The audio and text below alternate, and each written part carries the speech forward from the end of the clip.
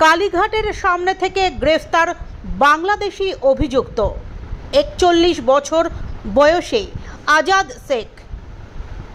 উল্লেখ্য, আজ সকালবেলা 6:30 নাগাদ অভিযুক্ত ব্যক্তি নেতাজি নগর থানার এক পুলিশ কর্মীকে ধাক্কা মারে কালীঘাটের সদানন্দ রোডে। গুরুতর আহত অবস্থায় ওই পুলিশ কর্মী সুসেন দাসকে এসএসকেএম হাসপাতালে নিয়ে যাওয়া হয় এবং ঘাতক গাড়ি এবং চালককে গ্রেফতার করে কালীঘাট থানা।